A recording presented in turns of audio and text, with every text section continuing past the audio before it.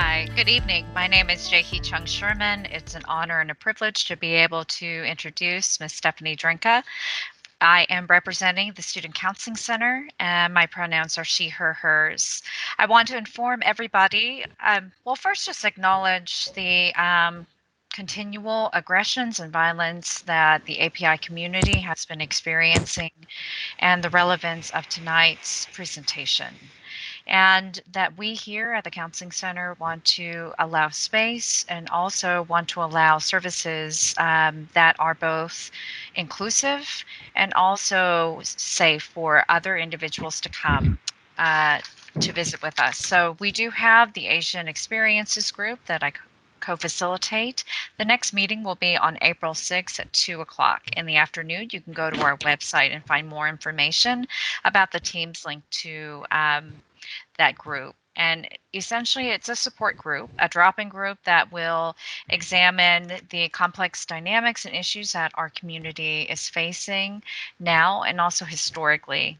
And we welcome all API identified individuals, those who identify with additional marginalized identities within the API community, from LGBTQ, transgender, non binary, disability, immigration status, religious minorities, women, femme, and adoptees and fosterees, multiracial. Our community is more than just a monolith. We are diverse in nature, we are diverse in lived experiences, and we represent uniqueness unto ourselves. And so it is my great pleasure to introduce our special guest speaker for this evening.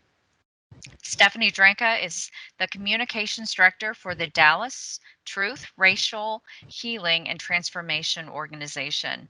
Dallas TRHT was launched in 2016 and is a national community-based organization with a mission to create a radically inclusive city by addressing race and racism through narrative change, relationship building, and equitable policies and practices. Stephanie is the founder and editor in chief of Visible Magazine, an online publication committed to making storytelling from underrepresented communities accessible and inclusive. Stephanie received her Bachelor of Arts in Communication from DePaul University with minors in Asian American Studies and Women's Studies. Please join me in a warm welcome to Ms. Stephanie Drenka. Welcome. Thank you for not only having me and creating this space, but for taking time out of your evenings to learn about this history and understanding how timely and unfortunately relevant it is during this time. So our topic is Dallas Asian American history and the legacy of systemic racism. History and racism are a huge part of my day job, which is with this incredible team from Dallas Truth, Racial Healing and Transformation. As you already heard, this is our mission, but if you want to follow us and learn more about our work, it's dallastrht.org, and you can reach me at Stephanie Drenka. I'm not very creative, so everything is just my name.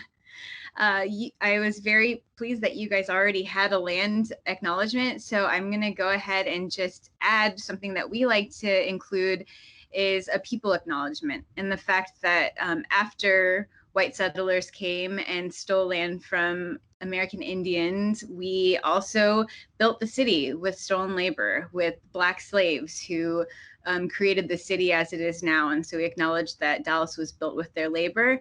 And because of the topic and the community that we're discussing, I also want to add that imperialism, war, capitalist expansion, and colonialism facilitated the transnational movement of Asians. I am a Korean adoptee.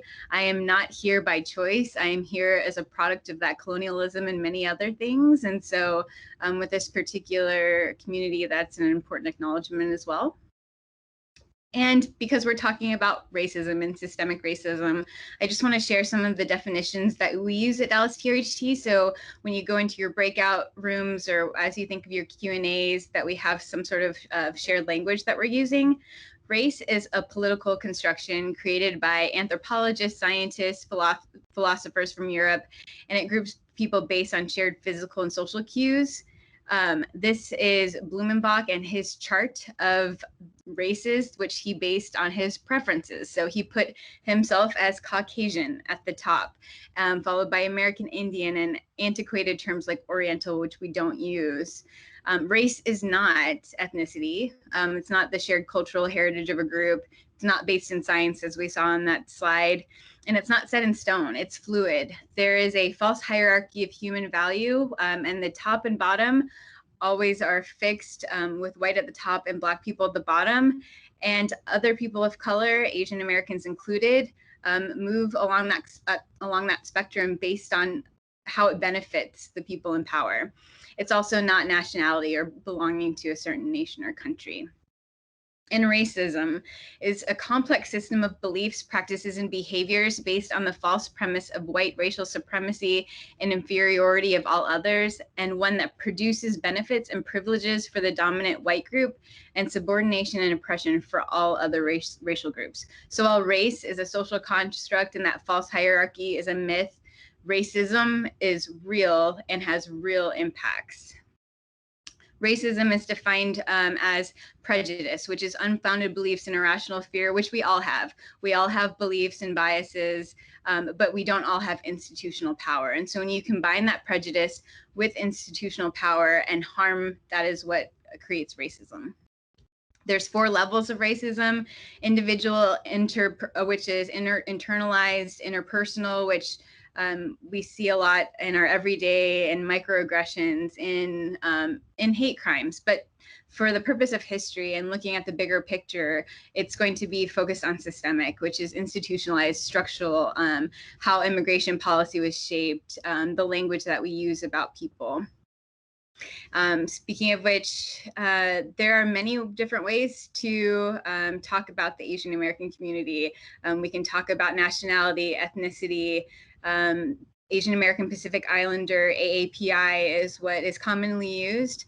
I'm using the phrase Asian American for this, which was also in the title of the presentation, because it was a very intentionally crafted phrase. It was coined by graduate students who were trying to create a student organization that would increase the visibility of activists of Asian descent. And they wanted a term that would bring the groups together and give them more collective power. So Asian American became a very important label and phrase to bring groups together for a common cause. And I also want to start just because we are in the time that we're in, and because of the headlines that are making the news and the conversations that are happening in the media, in our conversations with friends and family on social media, the particular experiences that Asian women have had in this country. A lot of people think about the Chinese Exclusion Act as sort of the first piece of legislation that impacted immigration and Asians specifically, but it was actually the Page Act of 1875, because Chinese women were being perceived as a sexual threat. They were being stereotyped as promiscuous and prostitutes. So all of the things that I'm about to present today, I want you to think about how that language has become ingrained in our society, how those stereotypes prevail today and what they look like, because I can't fit every piece of history, unfortunately, into the time we have. So I chose things specific to Dallas, specific to Texas, but that have connections to what's happening today. Chinese women who were working in the sex industry were singled out from their white peers and accused of spreading sexually transmitted diseases. So again, that theme of Chinese and Asian carrying diseases and being foreign threats. So what the Page Act did was it limited immigration. Nobody could come if they were brought for lewd or immoral purposes, explicitly forbidding the importation of women for the purposes of prostitution. But what that looked like in practice was that when Chinese women would immigrate to the United States, they would be detained at Angel Island and stripped naked and searched for foreign disease and treated horribly. They were forced to defecate on command for fecal samples. The graphic that you see is poetry that was carved into the detention center walls, just describing the horrid conditions that they went through. And what it also did was prevent women from immigrating with their partners, leaving the male laborers without wives, without a way to make families and settle down in their new lives, because also anti-miscegenation laws prevented them from marrying white women. And so they were portrayed as these driftless bachelors that were predators and shouldn't be full Americans. So everything kind of compounded on each other to create this fear of both men and women. And then bringing it closer to home, Texas. So the first Chinese immigrants actually came to Texas in Galveston as part of the railroad construction. So a lot of them had just finished completing the first transcontinental railroad of the US, the Central Pacific Railroad, and a labor contractor from San Francisco negotiated for this group of around 250 men to work then on the Houston, Texas Central Railroad, which was Texas's second railroad. So he committed the workers to 3 years at $20 of silver coin per month.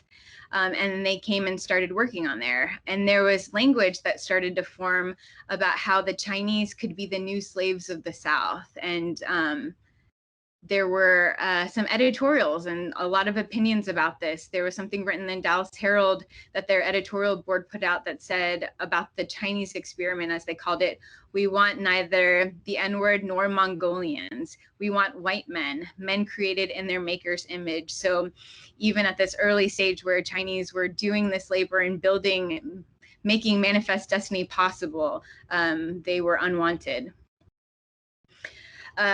And Asians as a racial wedge. We see this a lot of times today if you've heard the stereotype of the model minority myth and how Asians are used as a racial wedge and pitted against other people of color, the Black community in particular. And this happened even back to the Chinese railroad days. So many white and Black people saw the Chinese as replacement workers. While the group of Chinese Texans came from San Francisco, they were met by Black protesters who were afraid that they were going to take their jobs from them. And the railroad moguls took advantage of that. They were adept at playing ethnic groups against each other. So when the Chinese railroad workers would strike, the owner threatened to replace them with the newly freed slaves. Factory owners on the East Coast contracted Chinese American labor as a way to subdue their white workers who were trying to fight for rights and fair wages. And so we see that play out time and again with affirmative action, even today. And what that looks like in practice and leads to is almost always scapegoating and violence. So this scene is from one of the most horrific examples of anti-Asian violence in history that's often untold, the Los Angeles Chinese massacre. There were Chinese gangs that were fighting in Chinatown, and there was gunfire. There was a group of white men, a committee of vigilance, as they called them back then, that went in to subdue them.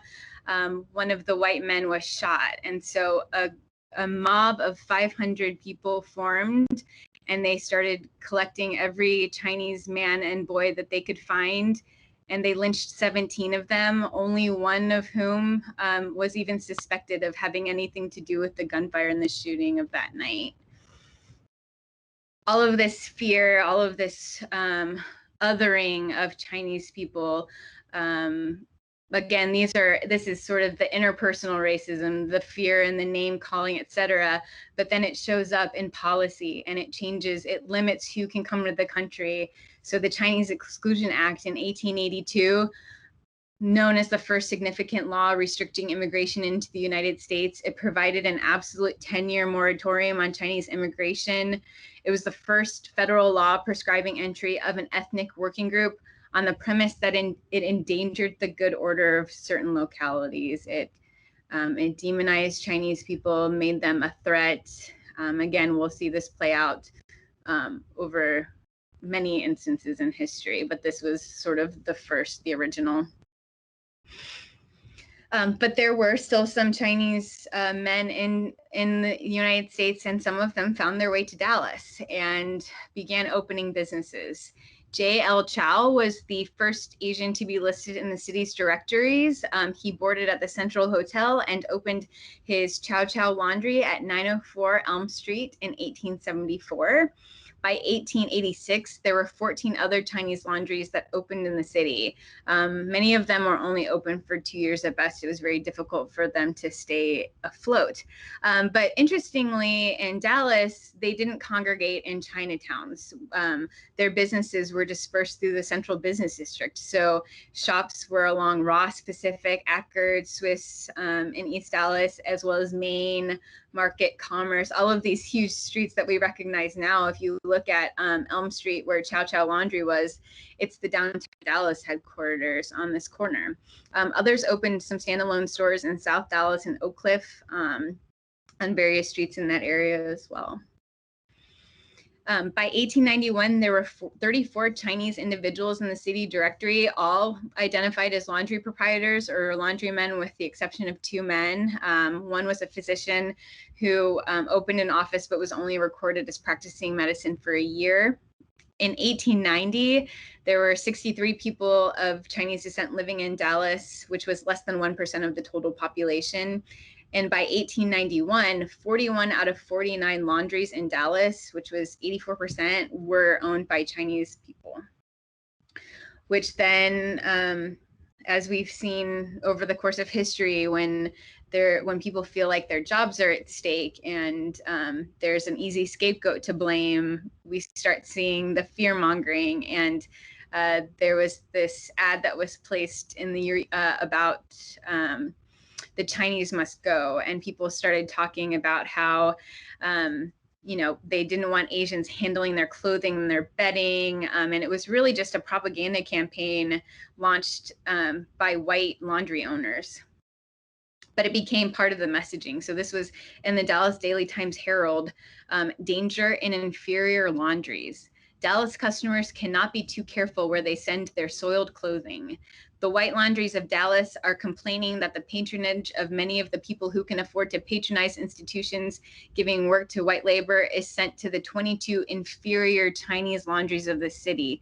The employees of the inferior laundries referred to run the risk of contracting some vile disease. The people should give white laundries a chance. They are perfectly safe in doing this, as all of them use the best and clearest of artesian water and the most thorough general system of cleansing, which is not the fact with the Chinese. And I put in bold, run the risk of contracting some vile disease, because we saw it earlier in the slides and we see it today with coronavirus and phrases like Kung flu and China virus. And that was in the daily newspaper for Dallas. So the news was portraying Chinese as criminal, primitive, uncivilized. The only time they described Chinese men as progressive or civilized was when they were writing a story where 5 Chinamen embraced the Christian religion at the Central Christian Church. So around that time, because of all of the racism and the competition in the laundry industry, a lot of them chose to open grocery stores and restaurants instead of the laundry. So this is a postcard ad for Joy Cafe, which was over on Columbia near Fitzhugh. And then just a little bit of a flash forward, after the 1934 repeal of the Exclusion Act, students and merchants were able to start coming to Dallas. Many engineers were hired by Dallas companies after they went to school. The opening of Dallas Fort Worth Airport also brought in a lot of opportunities for businesses. Richardson, where you guys are located, earned the name of the telecom corridor because of companies like Nortel Networks and Alcatel, or Texas Instruments, who's still there. And so they employed a lot of Chinese engineers. By 1983, 20,000 Chinese people lived in Dallas. 5,000 of those were in Richardson, where the Asian commercial district had been developed. And so this is a look at Richardson's Chinatown in 2016, as the Dallas Observer captured. Located on Greenville Avenue in Richardson is the cultural center of the Chinese American community and the Metroplex Chinatown. It was started by a community of Chinese investors who bought the shopping complex in the mid-'80s. So that is what Richardson's Chinese community looks like today. Even though I started with Chinese immigrants, actually the first recorded Asian Texan was a Filipino man in 1822 by the name of Francisco Flores from Cebu Island. He was a cabin boy on a freighter and decided to make Port Isabel his home. He opened a business, got married, and lived, died at the ripe old age of 108. But he would tell his family, his granddaughters, with tears in his eyes, that he never met another Filipino during all his travels or during his life in Texas. Most of the Filipinos were, again, restricted because of the immigration laws. And so it wasn't until the Philippine-US war that they were able to come to the United States. So in December 1898, the US purchased the Philippine Islands from Spain, but the Philippine community had already declared independence that past June, but the U.S. declared war, conquered them in a bloody war that lasted from 1898 to 1913. During the war, soldiers and government officials hired Filipinos as workers and brought them back to the United States. One role that they employed Filipinos as was houseboys.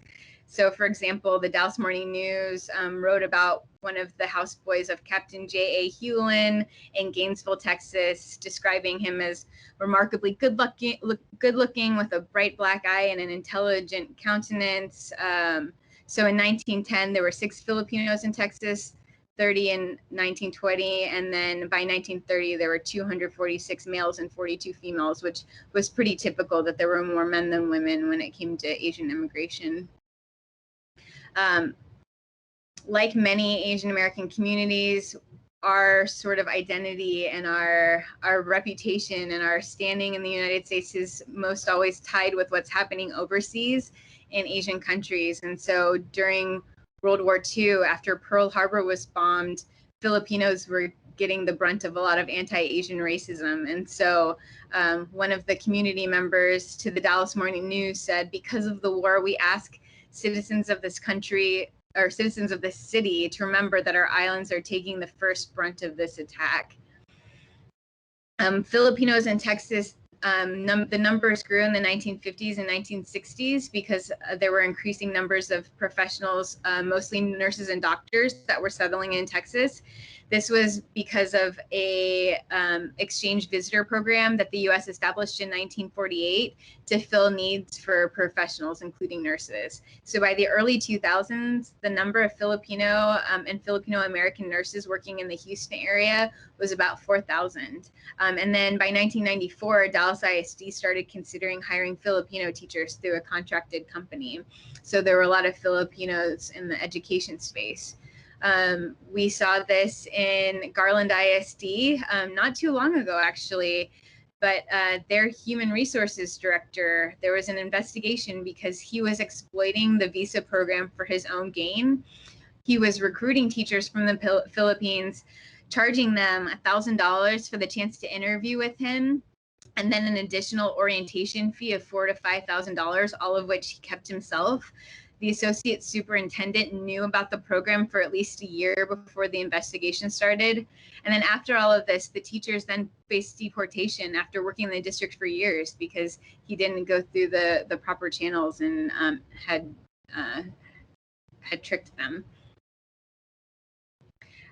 This photo of the Cotton Bowl might seem a little out of place for a presentation on Asian American history in Dallas, but please bear with me because by 1900, Dallas emerged as the largest inland cotton market in the world. So it didn't just impact our city's economy or the country's. This was a global economic endeavor and opportunity. And so the Japan Cotton Company was in Dallas, had a branch in Dallas, and most of Dallas's Japanese residents worked for them. So they were an important cotton broker, and they occupied space in the Dallas Cotton Exchange Building. And there's some postcards with what the Cotton Exchange Building looked like. But with that being said, they were also the first ones then to be interned in Dallas. And so this picture of the 5 first internees being captured, and they were taken to Seagoville Detention Center, which is southeast of Dallas. And this is the image with the Associated Press that was in the newspapers, where it was them looting all of their homes and collecting their personal items. The article, the caption with the photo from the Associated Press said, "This is a portion of the contraband radios, cameras, guns that were seized during all-night raids on residences of enemy aliens in Dallas County, Texas, by federal and local officers. Scores of aliens were also taken into custody." Again, the language that was used to describe humans as enemy aliens, and then what it allows to people to justify doing to them, interning them, and stripping them of their rights. Like, that language is so critical. So this is a snapshot of what Seagoville looked like back then, and then in the bottom left-hand corner, this is it today. It has housed multiple detainees and interned people, and not just Japanese, Germans as well. But the Japanese Americans were there so long that they actually developed currency for the internment camp. So this is a look at some of the tokens that they used for currency there. And news of the treatment of Japanese citizens and Japanese Americans reached Tokyo. So after some of the detainees were released, they went back to Japan and told their story on Tokyo radio. And this quote from the Minister of somebody from the Ministry of Commerce and Industry says, "Despite their talk of liberty and equality, Americans behave as if they and they only are entitled to the benefits of the 20th century civilization." So Japan putting Dallas and the United States on blast for their racism and how they treated Japanese. I wanted to put in a somewhat happier slide here just to balance it out and to speak to the goodness of people inherently. This is Hideo Muta, who, after the Pearl Harbor attack, his business was ordered closed by the government, but 200 of his friends, neighbors, and customers signed a petition vouching for his American patriotism. He was then spared internment, but was never able to become a naturalized U.S. citizen. Despite all that, not being able to vote and participate as a citizen, he was a proud member of the Dallas Chamber of Commerce for over 25 years and took out an ad to thank his friends for what they did. He said, "Thank you. Dallas friends have been wonderful to us. Their expressions of friendship and confidence have made us very happy. The United States government has licensed us to continue business." So he was able to continue operating his business and was not interned. Koreans in Texas. This sign I did not even know existed until I started doing research for this presentation. And not only was it powerful to see Korean immigrants recognized on a Texas Historical Commission sign, which is in Koreatown in Carrollton by the H Mart, but on it they actually acknowledged that additionally, a number of Korean orphans were adopted by Texas families following the war, particularly by Dallas residents. I've never seen adoptees recognized as part of Texas history, let alone on a marker. So just a personal note there, but a lot of the Korean immigration, again, because of the laws, started later in the 20th century. So in 1970, the census recorded only 2,090 Koreans in the state. And then 20 years later, the population had increased 15-fold to 31,775, again, due largely to the 1965 immigration laws. And then almost half of Koreans in Texas were divided evenly between Dallas and Harris County. So a large portion of Korean immigrants settled in Dallas. And then again, a number of orphans were adopted by Texas families following the war in Dallas. Korean war brides. Because of the ongoing presence of American troops in South Korea, war brides arrived in large numbers, especially among military bases. So a lot of those military bases are in Texas. So that brought a lot of Korean women to Texas. And in 1990, Korean women outnumbered men 3-2. So that was it was a very different split between a lot of the things that we've seen with Chinese immigrants, where females and women were prevented from immigrating, versus now there was legislation that allowed for war brides to immigrate to the States. A lot of entrepreneurs and professionals also settled in Dallas and Texas and in the US, mostly opening mom and pop businesses such as gas stations, convenience stores, liquor stores, businesses that didn't require a large knowledge of English. And then it was also run primarily by families for very long hours of the day. And then others came as students and remained after graduation. So there's a number of Korean professionals that are college teachers in Texas and in Dallas. Vietnamese Americans had a very different immigration story as refugees. So Vietnamese Americans composed the largest refugee population in the post-World War II era. And Texas is the second largest Vietnamese American population in the nation.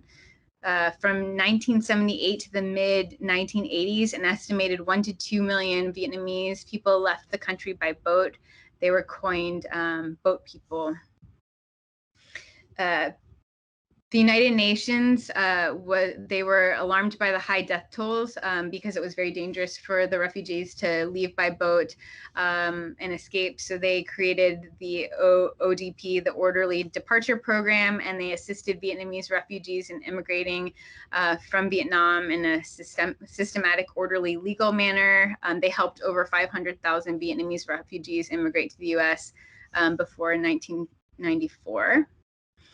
And the government also instituted Operation Baby Lift. So this was initiated to bring South Vietnamese orphans to the United States for adoption by American parents. The operation was 10 days, carried out during the last phase of the war, as North Vietnamese forces were closing in on Saigon. 2,600 children were transported. The operation began disastrously. On April 4th, the first cargo jet that took off crashed shortly after takeoff. More than 138 of the passengers, mostly children, were killed. These are some other photos of Operation Baby Lift, the babies on the plane. I guess funny enough, Hugh Hefner lent his plane for the operation. So you can see on the right, some of his Playboy bunnies were comforting the children after they arrived.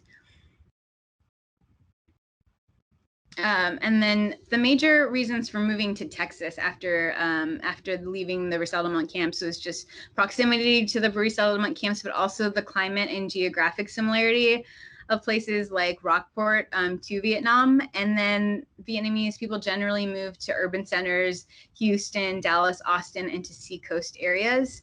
And the large influx of Vietnamese into Texas cities and towns led to some tension.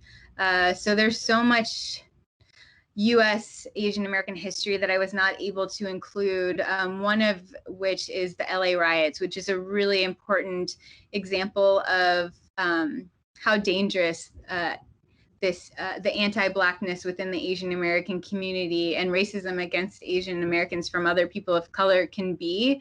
The LA riots happened in LA in '92, and it followed not only Rodney King being beaten on camera by 4 policemen who were then acquitted, but also a 13-year-old Black girl was shot by a Korean store owner. So there was a lot of tensions happening that led to the riots. And something similar happened in Texas and Houston with a store owner a store owner shooting a Black patron who was accused of shoplifting. And so all of these things that happen when immigrants come in and have been othered and fear has been built around them, it can lead to violence. And the Asian Indian community also has an important part of Texas history. The Immigration Act of 1917, known as the Asiatic Barred Zone Act, prohibited immigration from all of the Asia Pacific zone, which included the Indian subcontinent. But eventually, after the immigration laws were loosened, they were able to come. And the man pictured here was served in the U.S. Army during World War I and sought to become a naturalized citizen, and actually went to the Supreme Court to argue for his citizenship. And they decided that he was ineligible for naturalized citizenship because he was not considered white. So it was an important piece of legislation that separated non-white veterans from being able to become citizens. And then it wasn't until 1935 when Congress passed another act, finally making World War I veterans eligible regardless of race. And so he was able to get his citizenship after that passed. Dallas-Fort Worth area is home to one of the oldest Indian American communities in Texas. The city served as a cultural hub for visiting Indian philosophers, lecturers, dancers, other performers. A lot of visitors came to academic institutions such as SMU and the University of Texas at Dallas and stayed. Business-wise, motel ownership in the 1980s was prominent in the Indian community. Young Indian families were able to use their businesses to meet requirements for permanent resident status.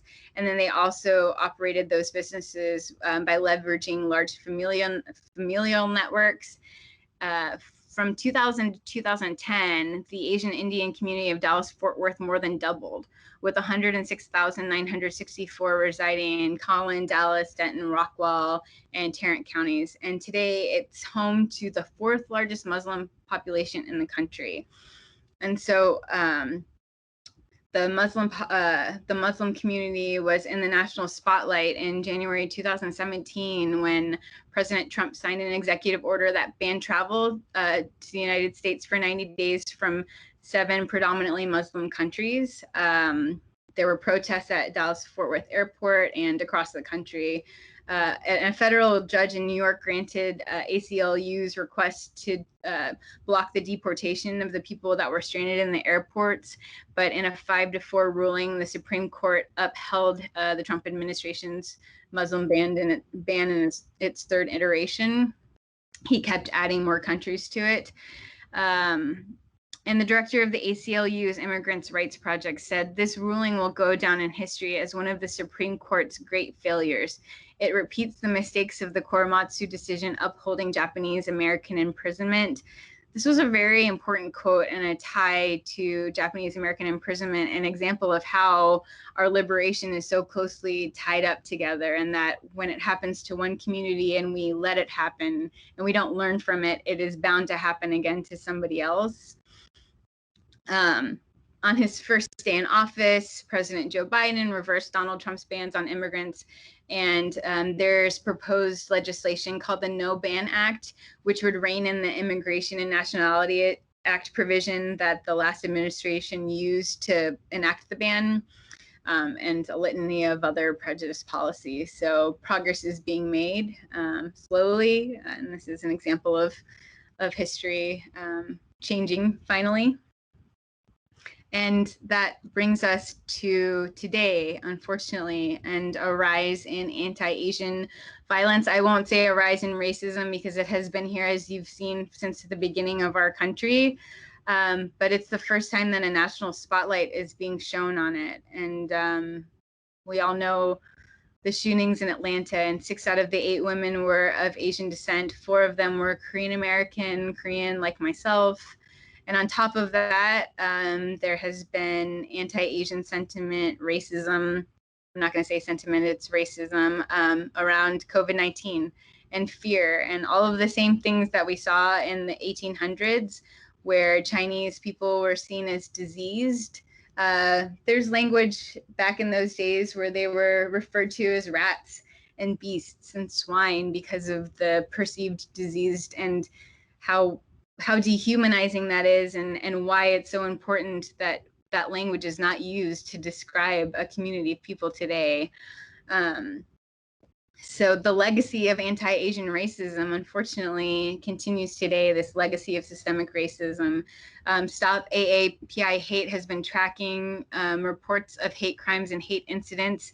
Texas ranks 4th in the country in anti-Asian incidents. In San Antonio, an Asian restaurant was graffitied. The words "Go back to China" were written on the wood, and "Kung Flu" sprayed on the windows.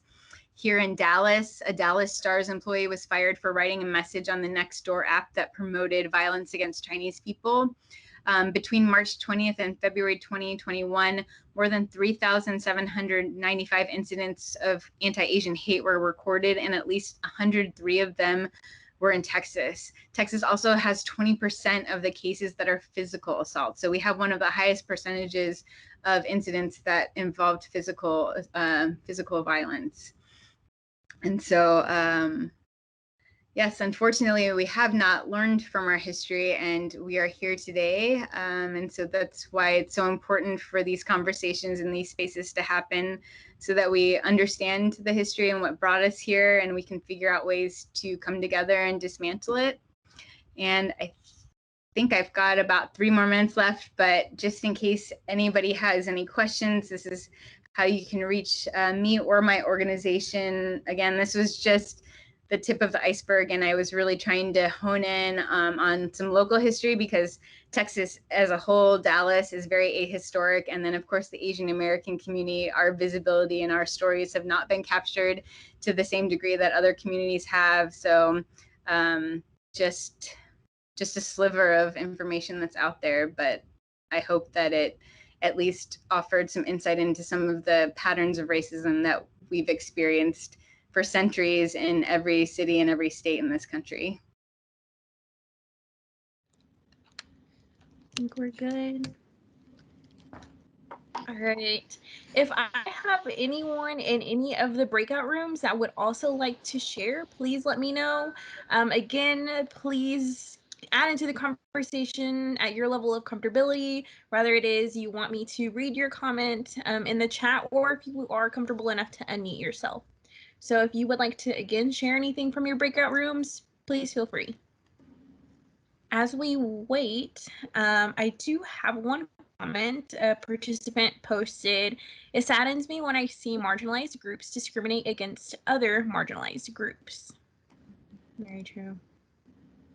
Absolutely. And I think we're seeing that a lot of, I've been really hesitant to share some of the incidents of anti-Asian hate, because sometimes the perpetrators are people of color, and I don't want to amplify that fear and that message.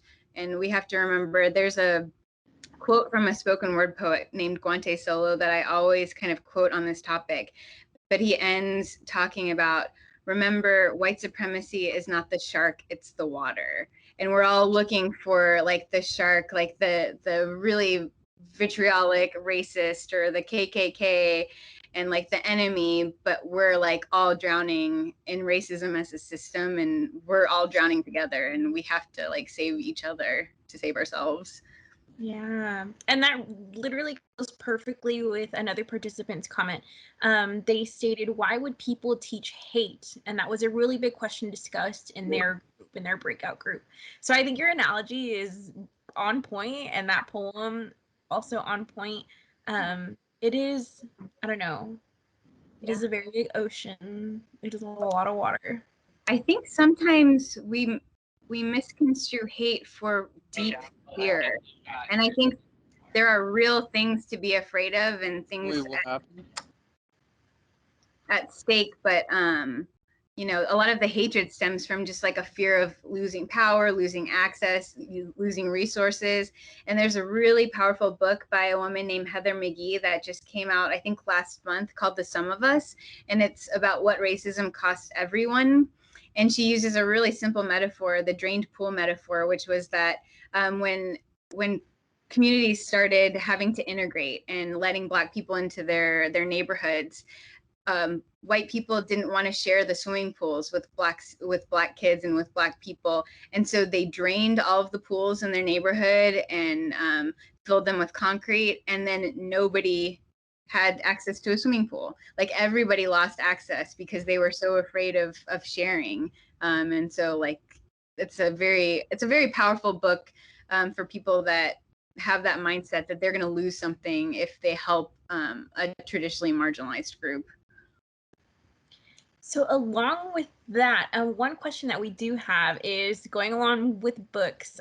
Do you actually have any other recommended resources specifically to learn more about the Asian American history in Texas? I was ready for this. Okay. So Asian Texans, like it's the most literal book that you can find. It's edited by Erwin A. Tang or Tong. But yeah, that's like the most comprehensive. It's a lot of research papers and essays kind of compiled into one. And then a lot of it you have to look at like sort of JSTOR and like individual research and studies and oral histories as well. But another one of my favorite sort of pieces, The Making of Asian America by Erica Lee. She's a historian and professor at University of Minnesota, but it is like packed with history from like the beginning. And for Asian American women in particular, there is Asian American feminisms and women of color. And I can't find my other copy. I should put this like on our website, and I'll maybe if I can email it to Danny and get it to you. There's like a list, but yeah, Asian Texans if you want to know about this area.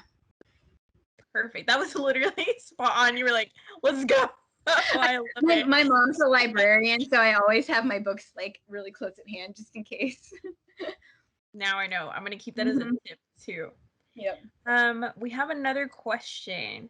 Would you tell the participants a little about Dallas TRHT, most successful initiatives, and what were their results? Absolutely. So I just want to talk about Dallas TRHT first as a whole because we were part of an initiative. And so the W.K. Kellogg Foundation decided that they wanted to model the truth and racial commissions that other countries have done after racial strife. A very, very clear example, Nelson Mandela instituted a TRC after apartheid. And the idea was for people to come to be able to share the truth about what they experienced, to have healing and reconciliation between the groups.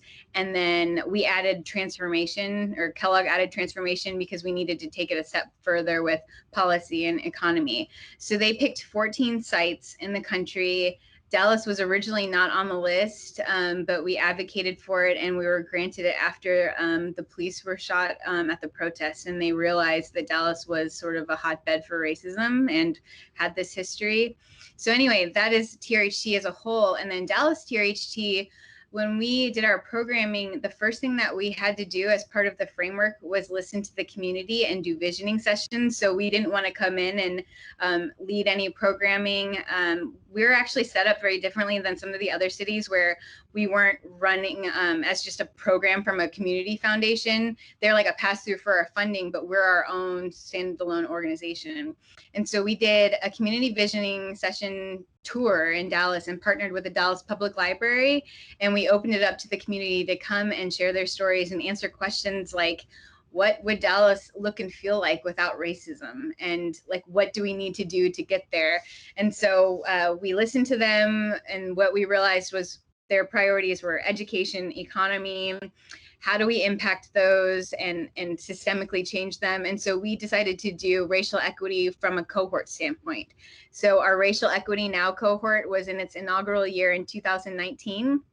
And we had some hiccups because of COVID and had to go virtual, but we had organizations, nonprofits from every size, from like small volunteer-led organizations, American Indian Heritage Day of Texas, to large institutions like Richardson ISD, for example, is one of our original participants, and I would say is one of our great case studies, because out of that, Dr. Jeannie Stone and her team have really spearheaded racial equity in the education space for DFW. You look at schools like where I was, districts like Southlake where I went, or Plano, and what they are doing or not doing, as it were, compared to Richardson ICA, because they went through that program and learned the language, and they're not afraid to say it. And Dr. Stone has written op-eds and given interviews and talked about what she learned in TRHT. And so we're doing that again now for a different group of cohorts.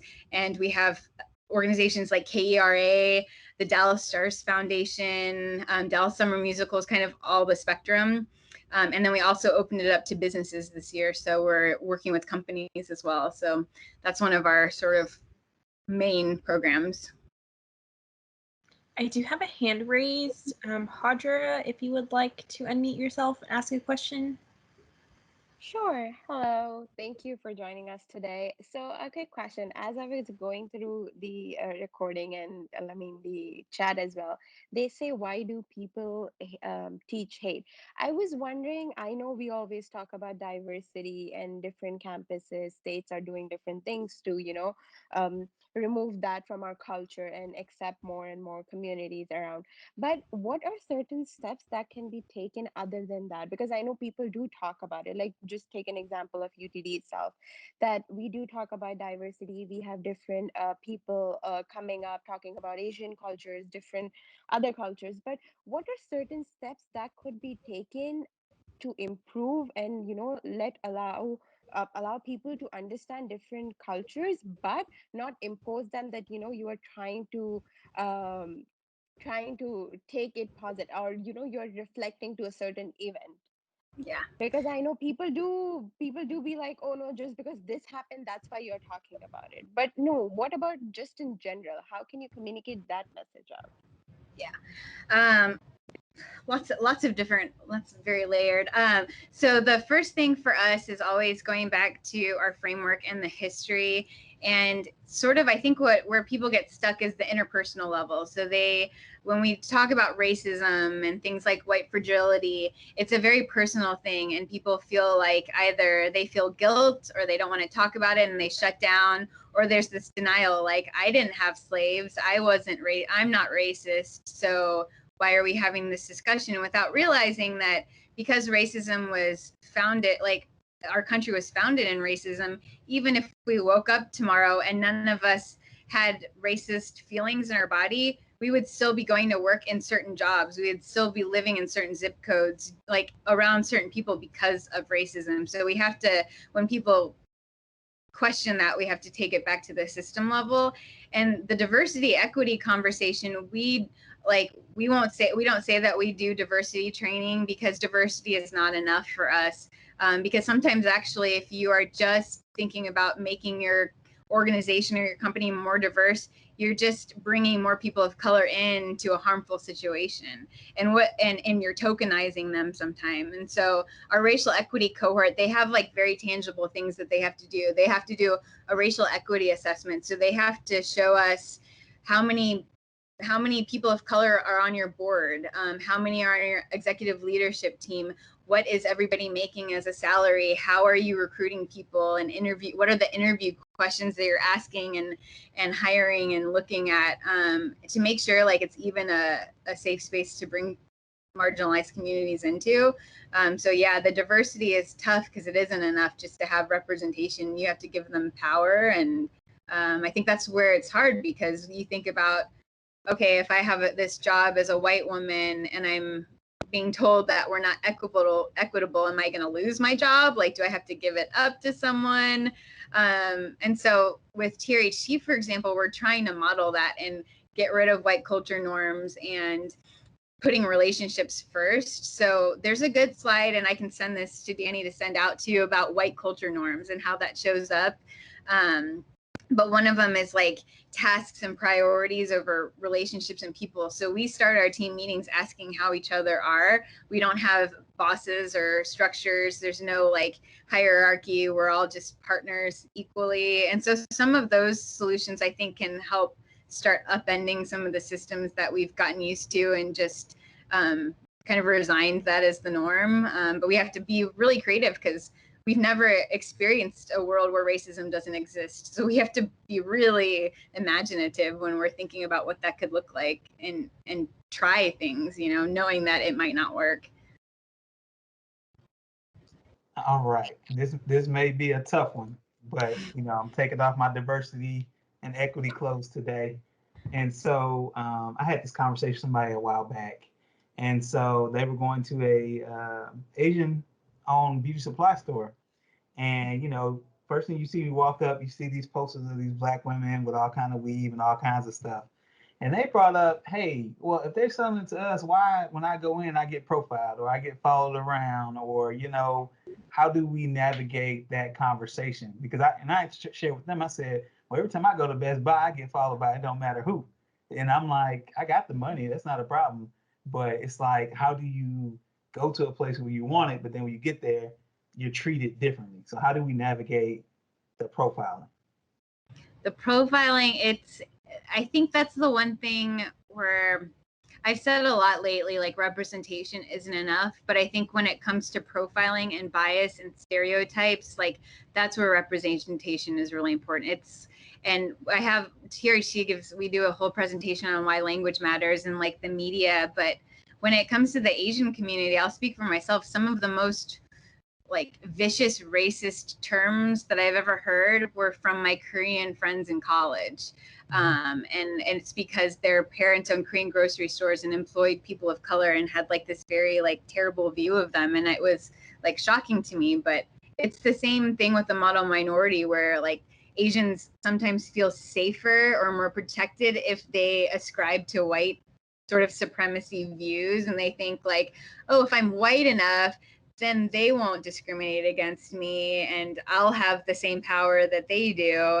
And that anti-blackness and like just xenophobia and anti-non-Asian and non-white really creeps in. And so I think the most important thing, we have to get rid of the stereotypes and break down those borders. But that's where like the racial healing component comes into play, and sharing, because to share stories of how you've experienced racism, it's not going to be the same, but we can probably realize the common pattern is that we are part of a very racist system that has pitted us against each other, and made us afraid of each other. And that's when like healing can begin. And we have to have policies in place to protect everybody, but we also have to like be vulnerable and willing to like share kind of painful trauma, in order to understand that we're all being affected by the same system.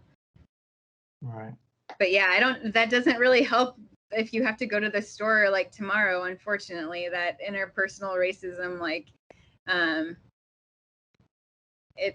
I think that's where allyship comes in as well. Like, I think, if you and I were to go into a store together, we would be treated a little differently than if it was one of us on our own, and we have to show up for each other. And I see someone saying, what are practical steps we can take to support the AAPI community?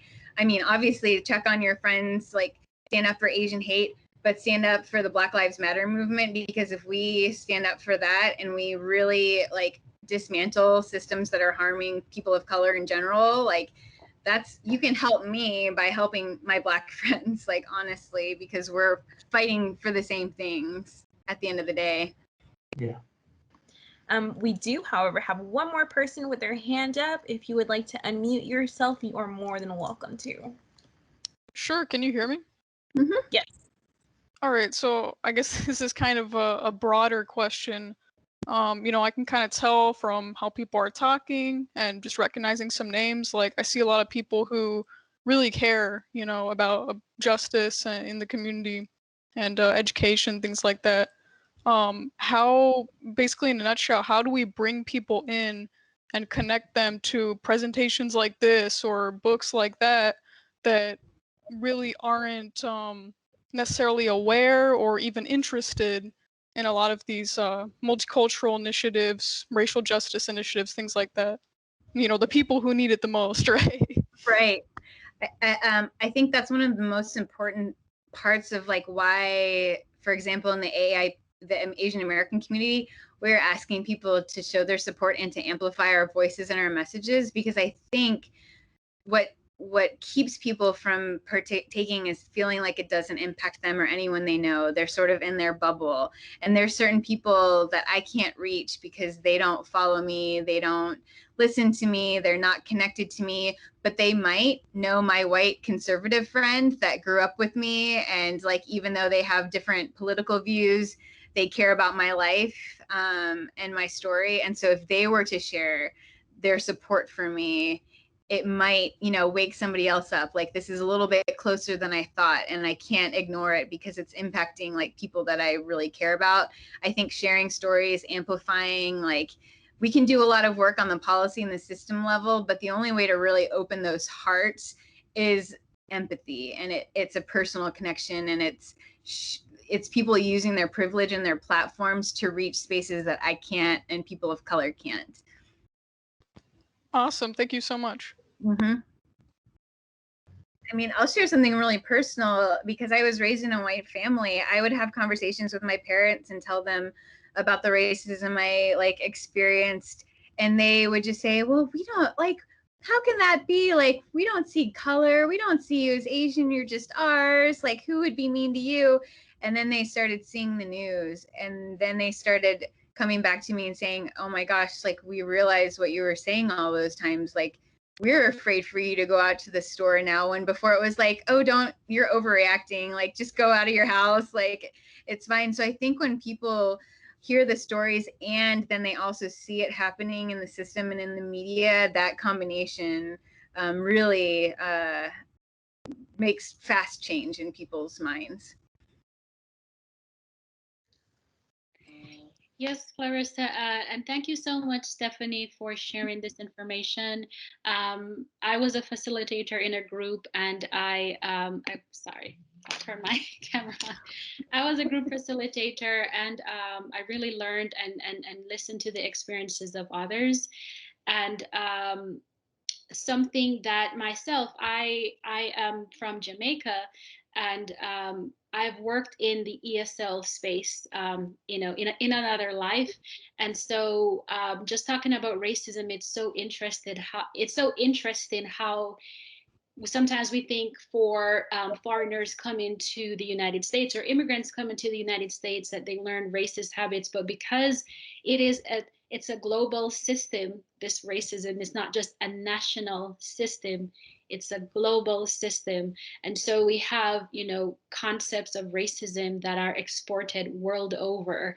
And just listening to you just has really kind of fueled my fire to continue encouraging immigrants to this country to not continue to not pick up maybe bad habits, to not want to fall into the trap of promoting and being complicit to racist ideology, racist actions, to prejudice, to discrimination, because it's like, you know, we're tearing each other apart just so that we can live, and it just doesn't really work. It doesn't work. So even if you tear somebody down and you get to the top and you survive, well, who is the person that's at the top? The person that made the system. You know, they can always look down on you and say, oh, you're here, okay, now what to do with you? So I'm just really encouraged to continue to implore other immigrants, whether they are virtually, because some students study with us virtually and some students are physically here,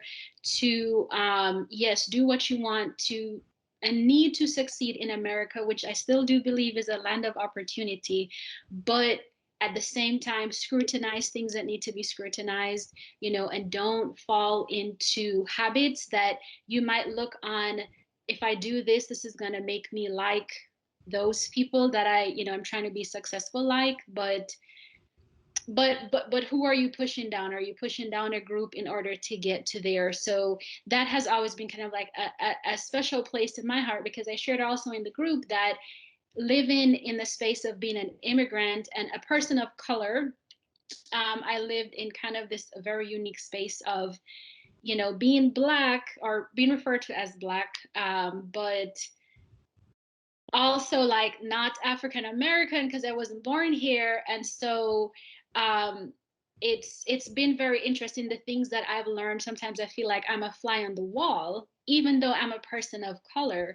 But and also just another thing that probably surprised me, one of the questions we asked was what surprised you about the content? But for me, if I could be very honest, probably I realized this last year was, I'm not going to cry, but with all the issues surrounding Black Lives Matter, and just kind of seeing how certain people in the country were promoting certain racist ideology. And so I'm from an island, right? And it never occurred to me that there could be people that visited my country or would have seen me in Jamaica and, would have been so welcoming and opening, and they, would want to get to know me and, love to hear my accent. But then if I come to America, maybe that same person would not be so welcoming, because I'm a Black person in America. But if I'm in Jamaica, it's okay because that is exotic or, whatever. But then a Black person in America, and if they don't hear me speak, they don't know my accent. And so now I am not so great. So it's been very interesting, but needless to say, thank you so much for sharing this information, and how we can also help to educate us on the history, but then also tell us how we can help support the AAPI community. So thank you. Sorry that was kind of long. No, thank you for sharing. I mean, so much of what you were saying, I was thinking about, like, just, in the last few weeks, I've been pretty vocal about, anti-Asian racism, but then some Asian activists were saying that adoptees shouldn't speak about this because they have white parents and they don't know enough about the Asian American community and Asian history to say something. So, like, we're never enough. Like, as you said, like, you feel like an outsider even within your own, like, marginalized community, and what that can do to your identity when you know that you're not protected when you go out, because people won't even give us a chance to say anything before they shoot us. So yeah, I that resonated with me. Thank you so much for sharing. That was great. And I know that as a facilitator too, I'm sure that your group had an amazing conversation. So Tamara, thank you so much for that. So last thing that we have, or another question here, is how do you address topics such as cultural appropriation? People would say that it's cultural appreciation in some situations, even when it's not. So I think an important clarification in that question is, who are the people saying it's appreciation? Is it the people whose culture is being discussed? And always making sure to center them and defer to their wishes and what they are asking you. So for the Chinese characters or aesthetics and wearing cultural dress, if it's white people saying, oh, it's just appreciation, that's very different than a Chinese person saying, please don't do that, that's appropriation. I would always kind of put the power back in the hands of the people who it impacts the most. And it's kind of similar to the language that we use, like I was saying, I would say things like, indigenous or native people, and our American Indian community at TRHT asked us, please call us American Indian. And, like, I know that's, like, there's many phrases used, and I could probably find articles, like, defending either one, but it impacted them, and it was going to matter to them what we used. It didn't matter to me what we used and what we said, and so we always defer to the people who are impacted. And and culture appropriation also, I think we see it a lot in the media when it's being monetized. And so it's also different when you're commodifying someone's culture. Like, for example, like when you're making money off of a product that's, being appropriated and profiting from that. I think that also adds another layer to it, like who's benefiting from this appropriation or appreciation. I want to check one more time to make sure we don't have any last or lingering comments or questions. But I did also see a shout out to you all as an organization. Kudos and congratulations on your latest award and grant. Yeah, so I think very big win for a nonprofit. We had so it was really interesting. The Rainwater Foundation, when they were talking to us, they had us, like, submit the letter, and they told us the amount to ask for it. Like, we wouldn't have ever asked for that. We didn't even think that was possible. And what he told my executive director was, you deserve that and more. And we never thought that people would fund racial justice and racial equity. And honestly, we were talking about, well, what does it look like if we have to sort of shut down, you know, especially during COVID. So we have some really exciting plans in the near future that we hope to announce that is really going to be impactful for the community, we hope. So thank you for that. We are honored by it, and we are not taking it lightly. And it's a huge responsibility now too. But I don't have any more questions. Okay. And then last thing, thank you so much for participating with us tonight.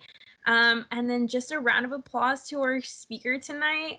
I love a good meme. I love a good GIF in the chat. Some round of applause. Stephanie, thank you so much for, again, helping us create this space and sharing so much knowledge, so much knowledge and resources. So thank you all again, and y'all have a good night. Thank you. Thank you all. Thank you so much. Thank you.